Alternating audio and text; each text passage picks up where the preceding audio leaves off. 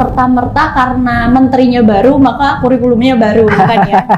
Mungkin itu karena kebetulan menterinya baru sehingga kurikulum ini kemudian dianggap kebanyakan orang kan selalu menyampaikan bahwa ganti menteri ganti kurikulum. Tapi sebenarnya sih kurikulum itu sendiri dibentuk atau dibangun menyesuaikan dengan kondisi yang terjadi saat itu.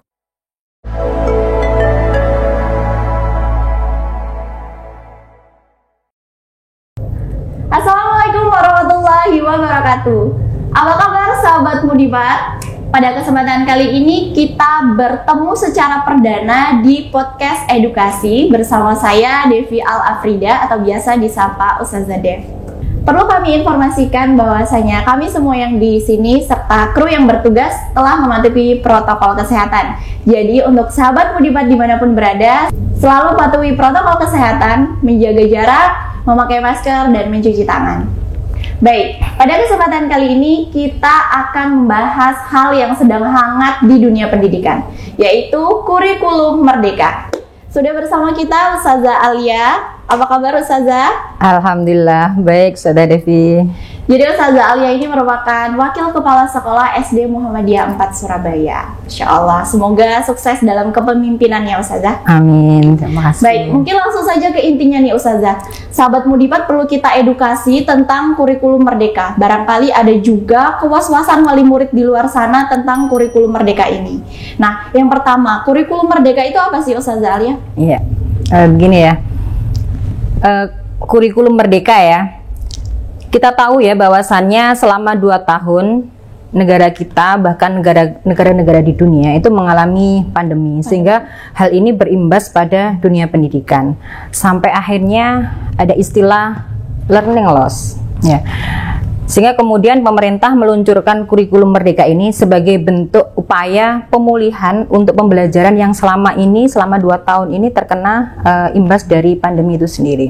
Jadi kurang lebih ini adalah adaptasi dari pandemi itu ya Ustazah ya? Iya, jadi ini adalah masa transisi dari masa pandemi kemudian kembali ke pembelajaran normal seperti itu. Jadi bukan serta-merta karena menterinya baru maka kurikulumnya baru, bukan ya?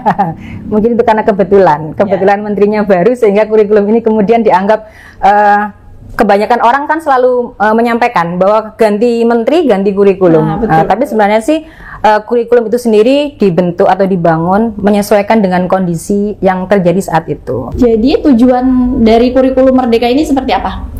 Tadi yang saya sampaikan di awal bahwasanya sebenarnya tujuan dari kurikulum merdeka ini adalah sebagai bentuk pemulihan pembelajaran yang selama ini 2 tahun itu kena imbas pandemi. Kan jadi tidak merata. Ada beberapa sekolah mungkin yang secara fasilitas mampu memenuhi sehingga kemudian bisa memberikan pembelajaran secara maksimal. Tetapi ada juga beberapa sekolah yang tidak bisa memberikan pelajaran secara maksimal sehingga kemudian diluncurkan kurikulum merdeka ini sebagai bentuk pemulihan dari pembelajaran yang kena imbas akibat pandemi kemarin. Oke, baik. Kita kan tahu nih Ustazah kalau kurikulum itu mengalami evolusi dan pasti setiap kurikulum ada karakteristiknya. Nah, dari kurikulum merdeka ini sendiri, untuk karakteristiknya apa Ustazah? Iya. Jadi untuk karakteristik dari kurikulum merdeka ini yang pertama adalah kurikulum yang berbasis pada proyek. Jadi anak-anak di sini nantinya pembelajaran itu tidak full materi. Kalau sebelumnya itu kan anak-anak lebih cenderung diberikan pemahaman materi ya. Tetapi di sini nanti 80% itu dalam bentuk intrakurikuler, kemudian yang 20% adalah proyek. Jadi dengan adanya proyek profil pelajar Pancasila ini diharapkan anak-anak lebih bisa mengeksplorasi ilmu pengetahuan, kemudian keterampilan dan elemen-elemen profil pelajar Pancasila. Kemudian yang kedua, kurikulum ini lebih simpel dan lebih mendalam sehingga kemudian anak-anak ini nantinya lebih punya waktu untuk memperdalam pada hal-hal mendasar seperti literasi dan numerasi. Kemudian yang ketiga, guru lebih fleksibel dalam merancang pembelajaran. Artinya guru ini dalam merancang pembelajaran harus memperhatikan kemampuan dari siswa. Jadi di awal pembelajaran harus ada namanya asesmen diagnostik. Jadi seberapa jauh sih kemampuan siswa ini? Tentunya di kelas itu beda-beda, sehingga kemudian guru perlu melakukan pembelajaran berdiferensiasi. Artinya pembelajaran yang didasarkan pada kemampuan siswa. Itu Seperti berarti ada kemungkinan kalau setiap kelas akan berbeda ya? Iya. Jadi kalau dulu itu kan ada namanya istilahnya KKM, kriteria ketuntasan minimum. Kalau di kurikulum Merdeka ini tidak ada. Sehingga kemudian ada namanya capaian pembelajaran yang berasal dari pemerintah. Kemudian guru menganalisa. Di situ nanti diturunkan ada fase A, fase B, fase C. Fase A itu untuk kelas 1-2, fase B untuk kelas 3-4, dan fase C untuk kelas 5-6. Sehingga kemudian guru memetakan mana sih kira-kira yang diajarkan di kelas 1, mana yang harus diajarkan di kelas 2, seperti itu. Kemudian guru juga mempunyai kebebasan tadi itu dalam merancang pembelajaran, sehingga tidak terpaku pada aturan tertentu, seperti itu. Tapi lebih ke melihat kondisi anak di kelas. Lebih ditujukan pada kondisi anak di kelas. Wah, gitu. ini yang menarik. Dan lebih berpusat kepada siswa. Oke, baik Ustazah. Mungkin secara garis gampangnya untuk dipahami, perbedaan dari kurikulum yang dulu sama kurikulum Merdeka ini apa sih? Ya, tadi yang saya sampaikan bahwasannya kurikulum ini lebih simpel. Jadi ada beberapa mata pelajaran yang dulunya itu seperti IPA dan IPS, itu kan sendiri-sendiri ya. Sekarang lebih disatukan menjadi IPAS. Ya, sehingga jam belajarnya yang waktu itu mungkin 6 jam, sekarang jadi 6 jam saja. Dulu kan 6 jam kan 12 jam. Sekarang IPAS jadi 6 jam. Nah, kemudian yang kedua ada porsi untuk project. Jadi project ini ada jam belajar sendiri dan terstruktur. Sementara untuk temanya sudah disediakan oleh pemerintah, kemudian guru mengembangkan. Sehingga anak itu lebih mengeksplorasi, kemudian lebih care dengan apa yang terjadi saat ini di lingkungan sekitarnya. Misalnya tentang lingkungan. Anak bisa mengangkat project tentang lingkungan, atau misalnya tentang kesehatan. Nah, maka anak akan bisa mengangkat project ini tentang kesehatan, seperti itu. Jadi anak-anak akan diminta untuk aware pada lingkungan dan memahami bagaimana lingkungan itu lalu dibuatkan project. Oke, baik. Pertanyaan selanjutnya Ustazah. Dengan kurikulum baru, bagaimana SD Muhammadiyah 4 atau Mudipat biasa kita sapa itu menyikapi kurikulum ini? Sesiap apa Mudipat dalam kurikulum baru ini? Ya, karena tentunya di sekolah-sekolah manapun ya, itu kita baru mulai. Sebenarnya kurikulum ini sudah diawali tahun kemarin yang didahului oleh sekolah-sekolah penggerak. Nah, cuman mulai tahun ini kurikulum ini belum ya. Jadi saya sampaikan belum menjadi kurikulum nasional, tapi masih menjadi kurikulum opsional.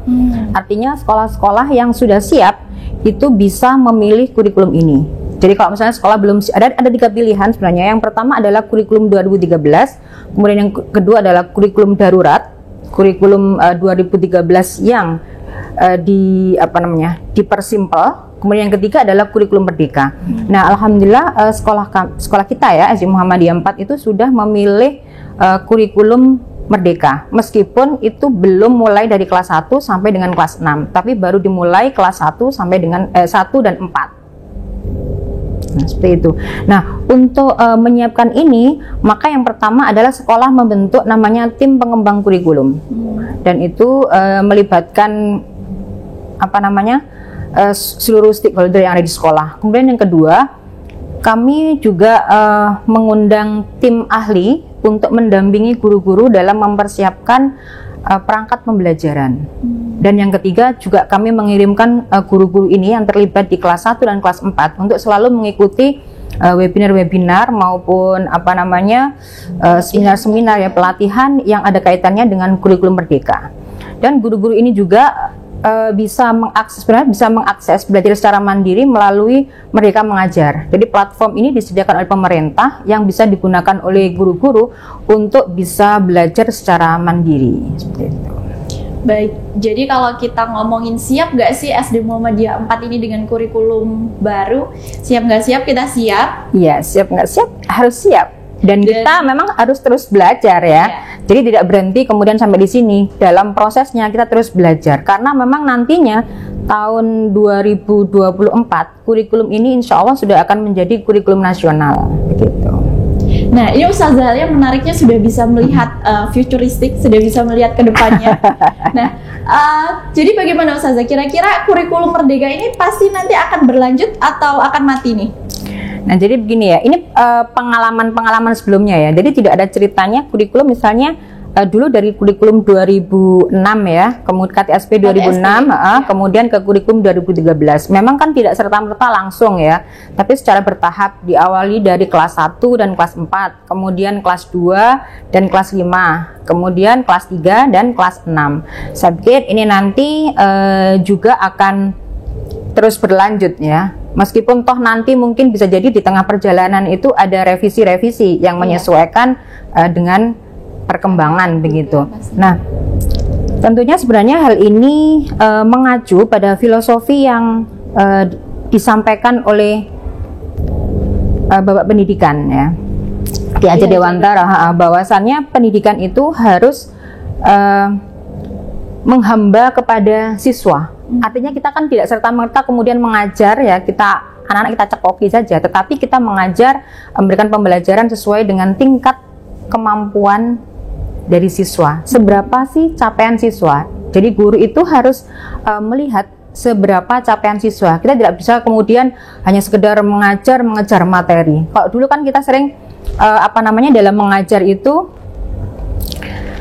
materi-materi ini yang harus diajarkan, sehingga kemudian guru tidak istilahnya demi mengejar materi itu akhirnya tidak memperhatikan seberapa sih kemampuan siswa dalam menangkap materi ini. Nah, di kurikulum Merdeka ini guru diberi kebebasan untuk merancang pembelajaran itu disesuaikan dengan kemampuan dari siswa itu sendiri. Ya. Jadi intinya kurikulum Merdeka ini sebenarnya fleksibel dan cukup menarik karena tidak menuntut guru dan tidak menuntut siswa ya Ustazah ya. Iya, jadi istilahnya guru diberi kebebasan bagaimana merancang pendidikan, merancang pembelajaran semenarik mungkin. Jadi harus kreatif, harus inovatif bagaimana merancang pembelajaran ini lebih menarik sehingga kemudian siswa lebih termotivasi.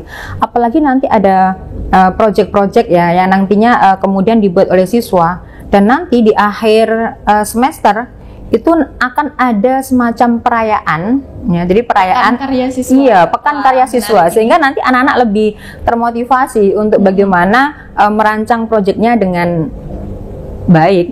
Gitu. Oke, baik. Terima kasih Ustazah Alia. Itu tadi bincang edukasi kita dengan Ustazah Alia. Masya Allah, sangat menarik ya.